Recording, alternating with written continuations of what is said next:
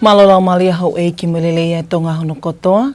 Fia ke utaritarele ki mautol ki o mo uni o ngongo meletio ka o maafo ke televisione tonga ki he howani. Wakai koia ki he ngahi ulu i o ngongo. Tali i whalea leo a lao whawave vave ne whahua tu he pule anga i he pongponge a honi whikau aki me liliu hingoa ngahi potungawe ni ihi o pule anga. Kawata tongani ki he whakataha whamaman lahi ki alea e ngahi totone ka kai whengata i he whaesino Pea disability rights. Pea o kulo tonga lele i matange polokalama whakalahi ilo mo whakatau kei i hawai whanua wawao ka huka mateu teo o ka whaiwhaiange o ka hoko ha whata makwhai na tula whatu pake. E toi ia epe me ngahe tala noa ke he anayang e whakataha me wakai ki he whamuimuitaha me he mala e oi sipoti ka o maafo ke he whamatala e aka koe wakai lewa eni ke whai kiki ko au sinorita tu i vai. Nā e tali i he whalealea i he pongpongi o i ahoni ai lao whawawave nei whakahua atu mei he pule anga ki he liliu hingo e ngahi potungawe e ni ihi ai pule anga. Ko e lao ko e niok i loa ia ko e lao whatontonu ki he ngawe whapule anga wanoa waono.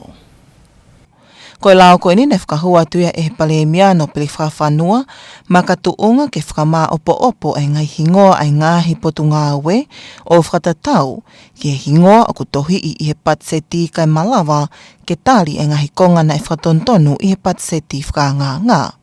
Ko e ngahi potungawe e nima he puli anga ne whatontonu e he lao ki he nau ngahi hingoa taktaha ai ane kau ki ai ai toki whalao e ni ai whakamawahe wahei ai potungawe takmamata me he potungawe ngahi ngawe lalahi ai puli anga. Whalahi ai hingoa ai potungai whanua me kolowhai na tula ki he potungai whanua sa vea mo e palani kolo. Whalele i hingoa ai potungai paanga ai ane whakamawahei i he wanoa tāhiwa ai wa a palani ngāwe ki he ofisi e palemia. Whafoki mo hingoa ai potungai whi whakatau aki mo langa whakalakalaka whakaekonomika ki he hingoa ne ngawe aki ki mua i he tau wanoa tāhiwa.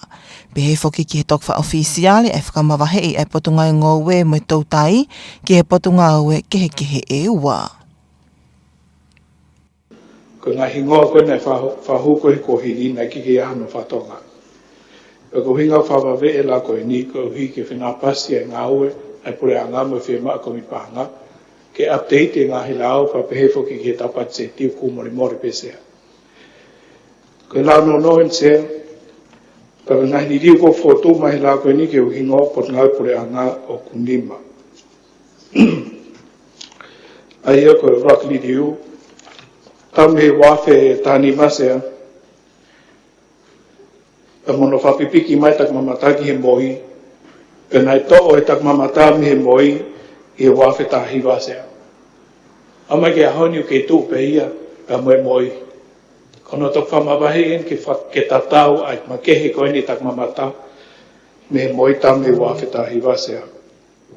Ai ko ni riu waki e whotu mai he lawhahangan koe ni. E poki ki he por ngāwe savea, kono tok tāna ki mai ni hingoa savea pa mo special planning. Ne ongo o swa hoko pe ngāwe ko e por ngāwe, ne tike ki update i e tau mi hono i riu e mea ko ia, i e por anga tolu o sisea. Ko ni riu hono tolu, i e por ngāwe paanga. E wafe tahi wana e whamawahe i ai paani me paanga o whapipiki he office paremia. Ono tok li yuan sea, tau mi waftahiwa. Ko pon ngau koe ki he ngahi whewhakatau aki sea, o roto pon ngau ki whafoki nau hingoa ki hingoa koe na e ngau e ake pon ngau e ki mua he waftahiwa. Aina e tok li riu mai pe waftahiwa na hingoa ki he MTED, o roto pon ngau ki whafoki nau hingoa motua, pa tānak mai ki ai innovation ni o hange pe whamatala e tō praimia. Ko liri whaosi sea, koe liri ia ki he punau koe ni e mi stango we.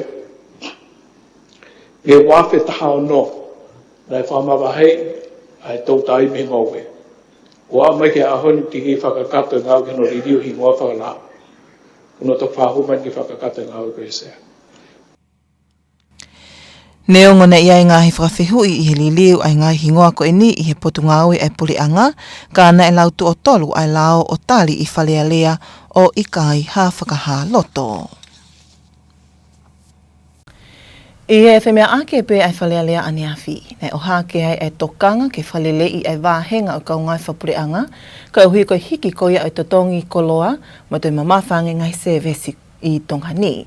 Ko e tokanga koe ni nei o hake whawhawhunga kakai o Tongatapu ni māto ke tā aisa ke eke. Nei whatu oai e he whawhawhunga kakai o Tongatapu ni mā, ai sake walueke, ke to'o ai whaipaanga e he pureanga ai mau mea tokoni ai lautohi pureanga. Holoki mai paanga e 1 miliona ne wahe i ke office palemia, ke whaivia ke tautupu ki he paanga pe e taha miliona. Pe he whoki ki holoki mai paanga e taha miliona, o wahe i ki hono whapaanga ki ai wahe ova taimi, pe wahe tu a taimi koe kau ngā we ki he paanga pe e ono miliona. O kai 1 miliona ko program fo o pito pe. Iki hapa na iki hapa program pe. Ulo ki mako taha miliona ke to tupu ko ilo fo ke potunga ko lia kalau fonua na tonga ka to tupu. O ko fotu ka ke premia na ton ke ki wakai ien. Na ulava ke hame ka pau o fotu na lava matolo ne ke wesira i taunga. A 1 miliona ko ni. Ko ilo ko taha miliona ko ai ako ka to tupu. Ko ma ko taha miliona mahal to kang na ka ta ke. Ke lave i pe mo e koen ki whai toko na tapu, ko fotua tu mua ke kau e ku risi koe, o ku fuvivilien, o ku tarika motuani, whamore more, i kai. O ku e whamore more. O hono ua, ko e potu hai panga.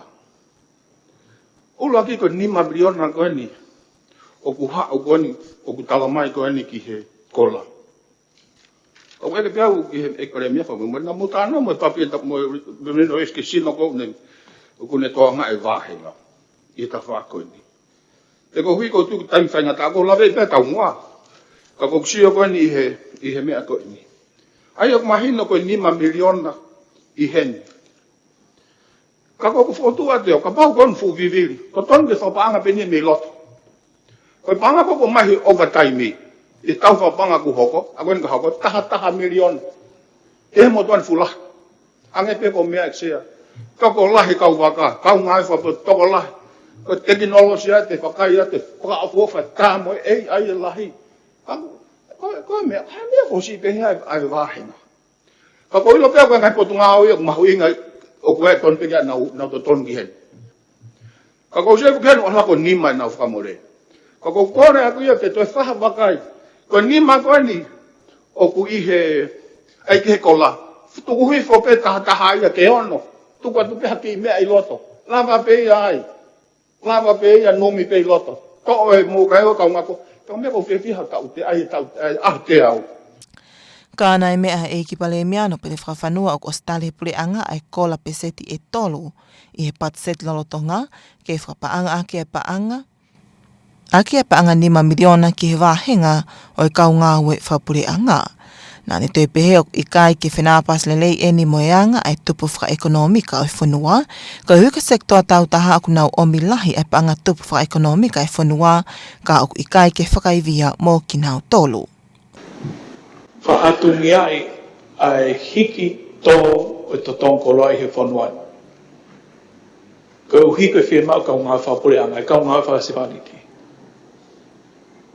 Ka mea koni perpengis ko uhi hange ko mea nau lawe ki ai sea. Ko tukwa ekonomika whanua o ki kai ke to o ia me he kau ngā whapureanga o ki ke to o ia me he pureanga o maui me sekta tautaha. Ai ko Golden Coast o ne hanga ko o mai ko Golden Air o ki kai ko pureanga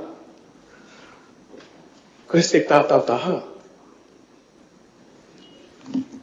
Ai ko nau tau nau ngā we mo whatupu ai hiki mo tō le tau economy. Ai ko whatongia rewe pureanga ki nau hanga o whao ha whanua o ne whaai ai sekta tautaha. Ai ne hanga whatupu ai mau ngā we ai au ne hike wāhenga ngā ue kakai. O mātou o ngai toro no e kau ngā whapureanga ko huka nau hiki ki he sekta tautaha o mau lunga ngi wāhenga ai. Kaya anga whewherewa tau whenga ke hiki hake tu unga ai kau ngā we, ka mo tu unga o nau whahe, o ngā pau tau whe au ki mua se tātau tahu tui mālohia. Ke se tātau tahu tui mālohia nge, o ki ko se tātau taha i Tongani sea. Ko se tātau taha ia tū Preanga. O tau whi auhi mo ia. O tau whi auhi mo e wāhenga o te lele iange i e tori a kau i Asteria, e a Monusila, o ngahi ngā au e ia o kiki fumaulunga i Amerika, o o nofo liri i ni mo mea koe o kiki fufimau ha qualification i gesea. Ka ulaka ange ai se tātau tahi tō Preanga i he se tātau tahi Tongani, e au tauhanga whasisinai, ai se tātau tahi Tongani i hono whai viai, ai Preanga ai ia pekai kai ki ne hanga whai viai e ne se tātau taha, ki whawheho naki pa mo e toenga Preanga mo mamani. Ko e tokanga, ka hui ko kau mao ngāwe toko lahi taha i Tongani, ko kau ngai whapureanga o whafuafua ki he toko whituawhi. Kai ki hoku mahino whoki he tau kotoa, ko e paanga e te au he wanoa miliona, o ko wahe i maupe i he tau kotoa ki he wāhenga koia, o e kau ngāwe whapureanga. Ko e uhi ko mahu inga ahano whakaivia e kakai o e whanua ke nau ilo ai mea to tonu ke whai, o ka hoko ha whatamak whai na tula. O kei hoko a teipea e ngawe office whafonua ki hono pule i ai ala hoko ha whatamaki pe NDRMO ai polokala maanko whakatau kei mo whakalahi ilo ki he kakai o e whanua tau te whito ki he kau ngā au e ulaki tokoni. Ko e polokala maanko koe ni rotonga whakahoko ia ki he wahi whanua e wa ki he kau ulaki tokoni ko ia i he wahi whanua. Whai ki ke tala noa ke ia ki he hauani pia moli te atau kapo. I he whakaiki eke e ongonga le te o Tonga, mo o whisa o kune tokanga i kina porokalama ngā ue i NDRMO, weli a mi Tonga mana. Nāne pehe ai koe ngahi ngā ue mahu i ngā o whakahoko i ngai sentā koe ni, ka tau te whito ki ono whakatau kei ai ilo o kua ko i ki ngai fōfua toko ni, ki ono teu teu i ai kakai o tūku i kolo, ki nau mo ui ma teu teu, o ka whaiwhaiangi o ku hoko, whakawhokwha, hawhatamaki whakainatula. Koe polokala māko koe ni o iai e tamua e ua, ki ono whakailo e ngāhi ngā ue to tonu, o ku tonu ke whakahoko i ngai sentā ai ngāhi o tu motu, ke ngai mea whakawhokwha, pe he whoki ke whonga ngā ue, ai ngai whale tuku anga koloa, ki ngai taimi whakainatula. He sistemi koe koe ngā ue aki koe he sentā whakawhanua, ke ngahi mea whakawhokwha, ai whaui koe National Emergency Operations Center. Whaia i whoki ai kau ngā aue, mau whaau i ki tuahangi ko kau polisi, mo i kau tāma te awhi. Pea mo i kau so te ape ka pau whi mau e nā tokoni. Ki he ka oti nei tie, ka no whakawhi ko taki koe ngā aue mo. Tau te whito ke ngā i taimi koe whakatamaki. Ai a koe ura ki ia. Ia, ai koe ua koe warehouse i, ai koe whare tuanga koroa. Ta tau pe mo i ki i warehouse koe au e mau whau i toko ni pe ki tua ke kau tamata tau pe. Ki hono stoka koe nau, ka pau o kulahi whakatamaki. Whanki whakatamaki i ki au, mau whahen tolo pe mau tolu he ofisi. Ka koe time ko wau e ko fu overwhelm capacity pe whau i rewa. Ai ka koe warehouse i, ta tau pe mo ia. Koe ako pe ki he anga koe whakatutu koroa, koe he ai sistemi mau e aki ki hono tuwha koe ngahi koroa toko ni ki he kakai kou whaingata ia. I he whakatamaki. Pea mo ngahi ia processi pe koe ha hono a stoka koe ngahi koroa fo au hau. Mo anga koe hono au ki tua. Ai koe foi taumalahi pe e ua. Ai koe raki pe koe whakaila te ngahi whonga ngā ue koe senta whakafonua ki ngahi mea whakafukwha. Pea koe ua pe koe ngahi whunga ngā ue koe ai warehouse pe koe whare tuanga koroa tari whakatamaki. Nāne toi pehepe, koe ngai whenga mālia lelei eni ki ona whakaivia e kakai o e whonua, koe uhia koe mahu inga ai mo ui ma teu ki he kaha o. Koe prokala māko koe ni whakapaanga ia i he Pacific Humanitarian Warehousing Program o whakamalumalu ia i SBC. O ka tonu hene mahu inga ka venga toka teu ki mo a hawhatamak whakaina tula ki he pule anga, kai pehe ke kakai o whonua i he whengawe aki whakataha. Nai ka mata e polokala māko koe ni i aho tūsi te i wawau, pēnei kau mai ki heni e kau polisi. Tāma te awhi, kai pehe ke kau ofisa pule anga, me ngahi fōfua toko ni kehe pē. O kua manaki ki hoko ata polokala māko koe ni ki he apai mo e ua i e ngahi taumua ta tau pē. Mai o ngonga le te om televisione Tonga, ko auri tea tau kapo. Pea oku ka watu a Tongani ki ngahia lelea me konfleni silahi ki he totono e kakai whaingata i e whae sino, ai au whahoko ia ki he lui ofisi o kautaha ngahi pulenga whatataha iu e nā i New York e Amerika i he wikeni. I he te watu ko ia a mamani ki ona whailonga e ta ua fulu, talu me he whamu oni ko ia konvesio ki he totono e kakai whaingata i a whae sino, po Convention on the Rights of Persons with Disabilities. O kawa te kulupu mei Tongani ki he whataha hono tahiwa ko e ni ai ok iloa koe COSP tahiwa. Popua aho mai whaikiki. Nā take atoa ai kulupu me he pule anga Tonga, ai pule lahi o pot ngau e ngai ngau e whakalota whonua, polo tu paunga. Pea kaule vai he kulupuni ai whakafofonga tu mau a Tonga ki he UN, ka koe ampastoa a Tonga ki Amerika, His Excellency wa inga tone. Pamatale kita o i kau tahalawa mea tae iloa, pilima misa. Ko e whakatalahi ko eni ai COSP-19, na me ai a sekretari seniale o UN Antonio Guterres, pehe ke kau ofisiale maolunga kehe, o nau whamamawhai e ngai ngau e whakalakalaka, ko a usia e ngai whanua lahi i mamani i he tau e wanoa kua hili. Ka na toi whamamawhai whoki mo whie mau, ke toi leleang e ngau e ki whakaivia o mo ui, o i ka kaiwhaingata a ia whakai sino. Kau heni e whakawhainga māliangi o e whiwhanonga aki. Malu whaka-sosiale, ngau e whakapolitikale, mo e malu mi he whakawahavaha a me ngai tūtu uni whiriwhiri mānako, o kune ta ofia e ka kaiwhaingata a ia whakai sino, me ngahi whainga mālie. Lolotonga ai ngahi polokalama o e whakataha koe ni, nei kawas foki a misa ki ngahi a lelea whakawhituu ai Pasifiki, ki e toi whakaivia e ngai kautaha ma ai ka kai whaingata a ia whakaisino. I o ngongo tuku atu me ofisi ampastoa a Tonga ki Amerika, o pehe ai, nai whakaha e misa, ki e whakataha anga whakawhituu koe ni o mahu ingai whengau e aki, mo e whakotuu o ngahi a lea pau, ki e langa hake o ngai whainga mālie whewaiwai aki mo whiako aki. Ke toi ngā unua ki mua ai whakalakalaka o ngai ngā ue, ki e whakakau katoa ai ka kai whaingata a ia whakaisino i Tonga ni mo e Pasifiki. Nei kau whakataha ai kulupu whakafofonga e pule anga Tonga, i ono whakawhiawhia i e whili ko ia o kau whakafofonga miha moa mo Palau, ke kau ki komiti ai UN, ki e totonu o ka kai whaingata a ia whakaisino. United Nations Committee on the Rights of Persons with Disabilities. Aia koe makamaile mahu inga ia ke Pasifiki koe fofua taimia, ke whakafofonga ia i e Pasifiki i he komiti koe ni. O koko eni ko hai kuna mahu inga ma ai Pasifiki, i hato unga koe taki i he taukawe i ai totonu ko ia o ka kai whaingata a ia whakaisino. Ma ai o ngonga le ti o me televisione Tonga, ko auri i tea taukapo. Uni o ngongo whaloto whanua e ki heo wan te tawakailewa eni, ki he whamumitaha mei he mala e o sipoti o kaheli eni, pea mo piea o lie.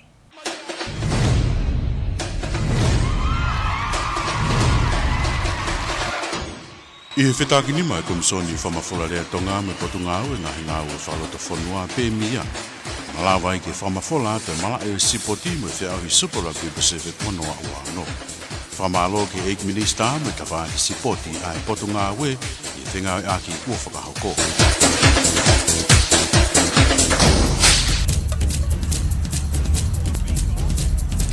Malamu tau ki whilonga ki koe whakaini ke mala e hoi sipoti.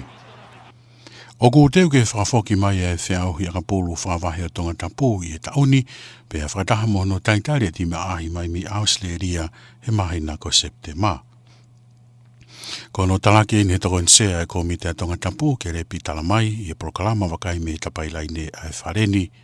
Nāne pe whoko i hiri e whiau hi kota whainolo koia i e tōnaki, wahinga Tongatapu e teu re vai e ngāhi wahe ki he whiau hi whakahoko ia i e mahi na kato o. E waki vai ngai a kolomotua pe mohifo he malai halarona, i kuna e hifo ake kai koe taha tolu ki he walo. Pene hui ke kohiri angen e kona keimia hono ua, ka pana i kuna e hifo e osi aipe. Ka kohina i kuna e kolomotua ake kai koe taha ono ki he taha nima hifo. O ku hangana ke atu ke na tau whainolo. Ko waka hifo ki he whakahoko koia te pire ka i kuna kolomotua pe i kuna mohifo e na kwata whainolo, te na sem whainolo. Pe ko tui ko foi toi tau ia to ke no tala noa e pia ke hu ke ka u ko ko se ko ni ke hu ke ka u kana ka fa to ikuna tu ke ka tau ia e ngo ia ki naua e urungia pe mai no re te na to tau naua ki mui hahiri ai wi ke ta pe me o si ko ia tau fai no o to fa si na time ta tau pe tim se fine a tangata ta tau pe mo tim se fine te na to ki fa la vala na voi ka ke fa ka ta fa ho ani o fa fonga ta fa malo. Kai ke koe kuata whainolo e whia koe a Tongatapu he tōnaki e pā ke hala no e tawhmala e ngere ia mo Marist, hoko mai ai hati ho mo polisi hi hifo mo Rihana Old Boys pe a whaiwala hi lewa a Kolomotua mo toloa Old Boys. Koe mala e pia o sipori. I he whetaki ni mai komisoni whamawhora rea Tonga me potunga au e ngahi ngā ua whalota whanua pe mia. Malawa i ke whamawhora te mala e sipoti me whia ahi Superaku Pacific wanoa ua no. Whamalo ke Eik Minister me tawha i sipoti ai potunga au e i whenga e aki ua whakahoko.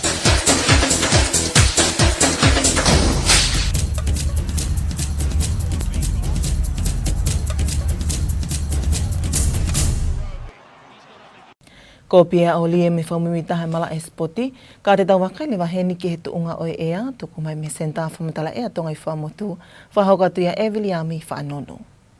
Malo tau toi mau ke whea whini pe me senta whamatala ea tonga pe me whua motu. Ko ea ngare wani whafuafua pe moe wakai ko ia, ke tau whanonga ko ia e toinga wike ni ki he wike kahau.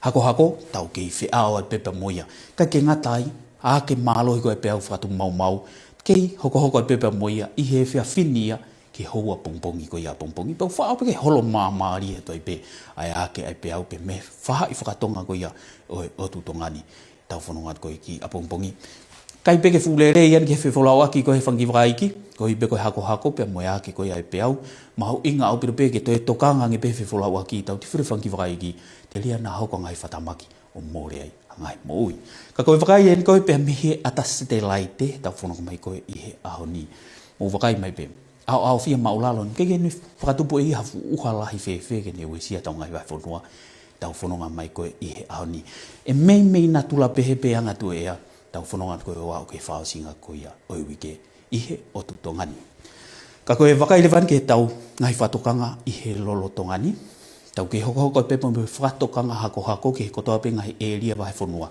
ka upe ki ai pe ngai eria po tahi koe ia o tu tongani a peke mai tahe ua nima ke tonua ke hoa pe koe kilomita e ni manoa ki he ono noa ki he hoa i ho whanonga tu koe i ho salia te misini i ngai halapure anga ke mu wakai peki ai pepe ke peau wa ke whatu mau tau ke whanonga pepe moia i he whiawhini o au koia ki he hoa tā koia a pongpongi pe whao peke holo atoi pe a pongpongi ka koe hako te tau ke hoko pe tau tō moia ke meu mea i pe te ria na hoko ngai whatamaki he whewhola waki ko ia i tai. Ka koe anga riwani whakafuufua pe moe wakai ke tau whanonga ko he toinga o wike ni he o tu tongani o au ke kamatanga o wike kahau. Alo maari ke potahi whakatonga hifo e o tu tongani pe koe high pressure ni o kine tuwha mai hai havili ko ni wangi pe me tonga hake o au ke mai le tahe wanima ke tōnoa ki he hoa. Ka mu wakai mai pe o iai pe moe alo tāmaki ke hifo o ke potahi whakatoke lau hifo e o tu tonga. Ilonga pe ngā unu mai. Kei ngā unu mai. Ko ne awhi mai ki he tau tolu he wike kahau. Whaau peke toi mālohi angi havili i o tau eria he neangi mai pe me hake. Peke ke ngā tai au whia angi. Iai pepe mawhangi uha ke tau whiau at pe moia ki he wike kahau ia. Aia tau kamata au whia uha. Peta ki whoki peke toi mālohi havili. Mala peke au ki he mai le tahi e tau nima ki he whanoa. Ki he hoa. He tau whanonga tuia tau tōko ia ki he wike kahau. Ke mea i pe hoi pe moe tongotoa, koe koe ngai palani pe moe whotūtū, ia ngai whatongia hanganaki i he kahau. Ka koe wakai koe ke hanga tua ea ke pōni koe ia ki ahenghengi. Hangi pe koe glawe ane nai, me na tula tatau pe hanga tua ea tau whanonga mai koe i he haoni, pe ki a pō, pe a mo ahenghengi. Ka hua tau i pe ki ai pa mo a pongpongi.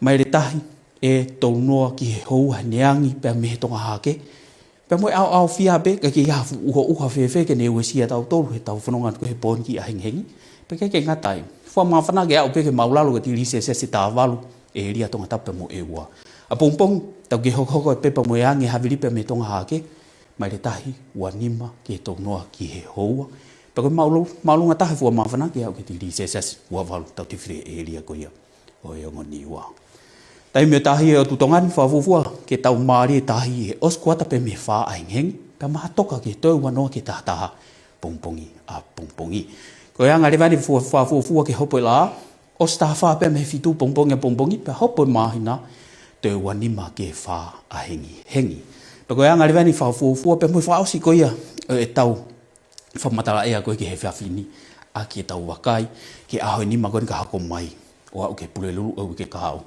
mo mea i mai pe hange ko klave ko ni ane nai fa au pe ke au fia ke ke ka hau pe ma o pe ke moko ko ya e a au pe ke malunga ko tili se e wa fitu ai malunga ta ko ya i Nuku'alofa ka ko ngata anga pe ta fa mata e ko ya pe me sinta fa mara ya Tonga pe me fo motu ka mo mea Malopito e Williami Fa'anunu ko e tuunga whamimita haia ku ia e a i hawani pe a ka kimua pe tau mawai tau tu e wakai pe heni ki he ngahi ulu i ngongo. Tali i whalea leo a lau whawawewawe ne whahua tu e he pule anga i he pongpong e ahuni whikau aki mo liliu hingo e ngahi potungawe ni ihi o e pule anga.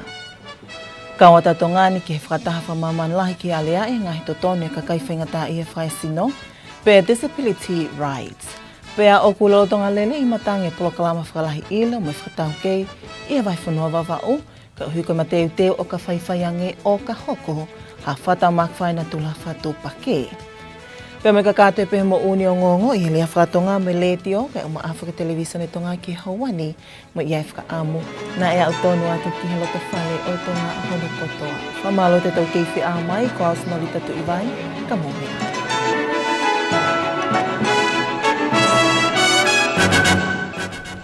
Good evening and welcome to your English news package with radio and television Tonga News for this Thursday evening, June 11th.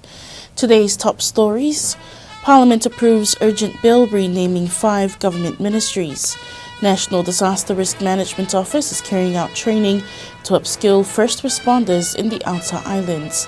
And a government delegation attends the COP19 on the future of disability rights. These and more stories coming up later on in this bulletin, as well as the latest from the sports scene and the latest weather update to wrap up this hour's news package.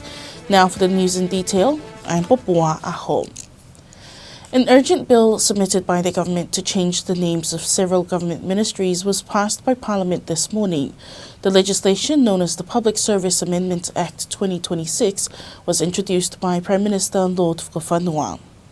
During the Parliament deliberation this morning, Prime Minister Lord Whanua presenting the bill saying it was necessary to align the official names of government ministries with the name reflected in the national budget, allowing Parliament to approve the amendments contained in the budget estimates. The law amends the names of 5 government ministries, as changes include the formal separation of the Ministry of Tourism from the Ministry of Infrastructure, the expansion of the Ministry of Lands and Natural Resources, named to become the Ministry of Lands, Survey and Spatial Planning, and corrections to the name of the Ministry of Finance following the transfer of Planning Division to the Prime Minister's office in 2019. The legislation also restores the name of the Ministry of Trade and Economic Development to the title used before 2019, to the Ministry of Commerce, Consumer, Trade, Innovation and Labour, and officially formalized the separation of the Ministry of Agriculture and Fisheries into 2 separate ministries. Although some questions were raised regarding the ministry name changes, the bill was read 3 times and passed by Parliament without opposition. During Parliament's budget deliberations yesterday afternoon, concerns were raised about the need to improve the salaries of public servants to help cope with the rising cost of living.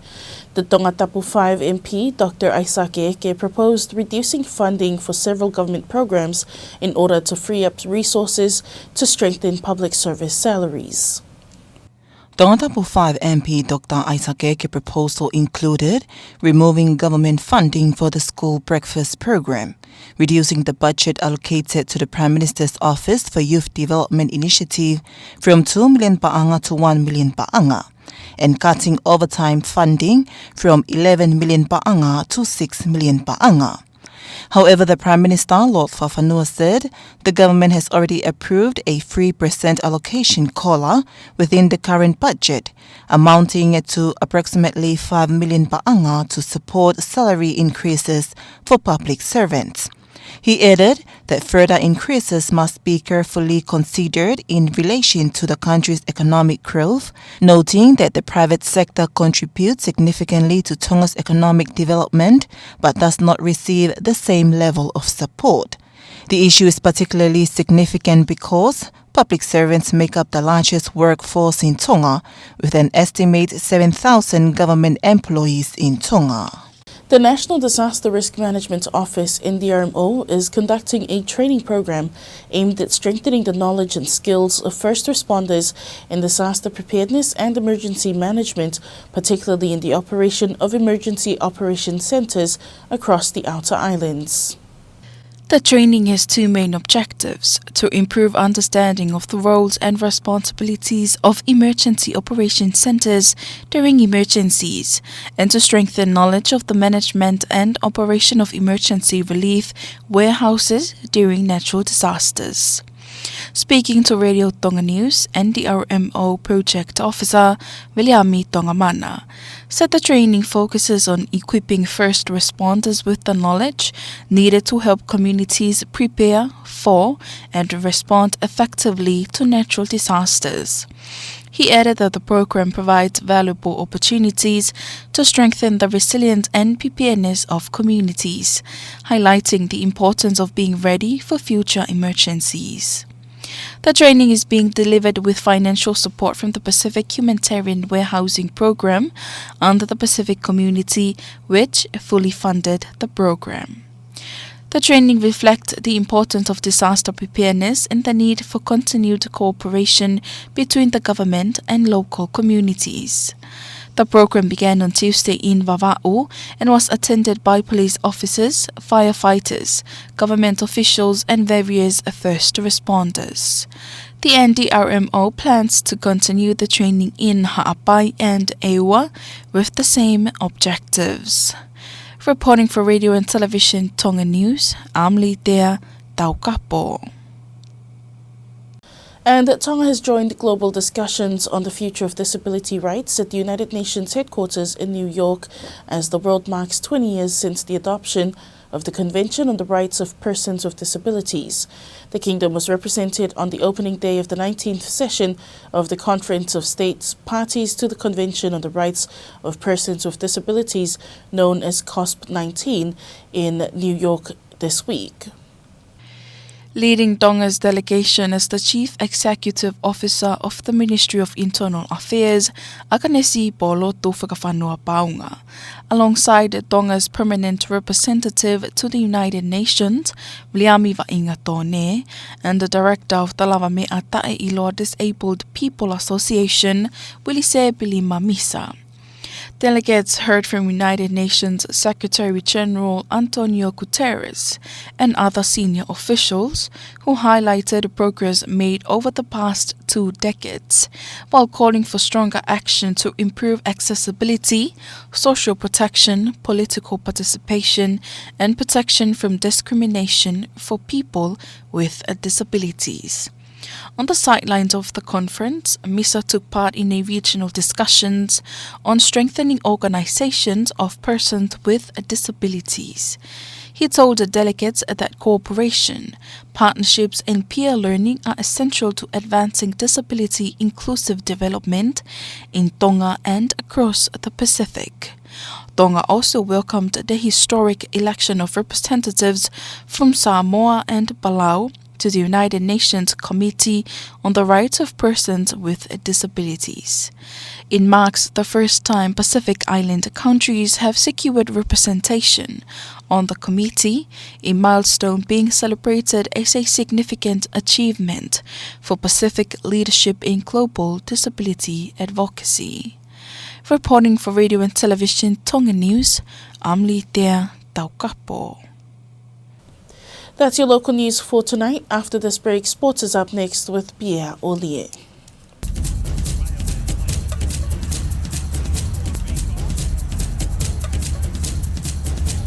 Welcome back in sport. The Tongatapu Rugby Sub-Union has announced plans to stage a district tournament to select players for a match against a visiting Queensland side in September. Vice Chairman Kelebi Talamai confirmed the development during the television program Vakai Metapailaine this morning. The tournament forms part of the union's program following the conclusion of the current competition, which enters its quarter-final stage this Saturday.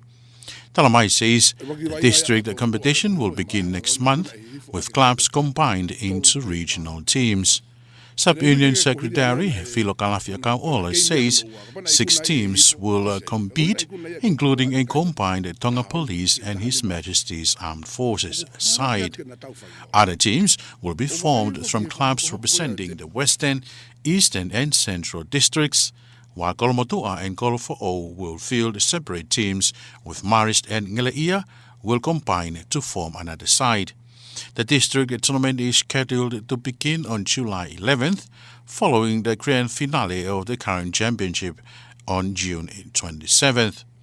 Meanwhile, Treasurer Stefano Fifita says prize money for this year's competition has been secured and issues experienced last season will not be repeated. In this weekend's quarterfinals, Ngeleia will meet Marist in the opening match, followed by Tonga Police against the defending champions Hadeo Spartans.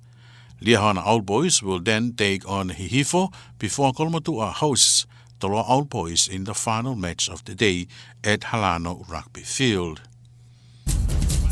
And that's sports news.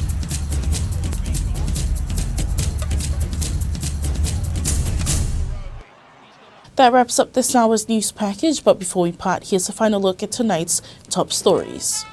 Parliament approves urgent bill renaming 5 government ministries. National Disaster Risk Management Office carries out training to upskill first responders in the outer islands.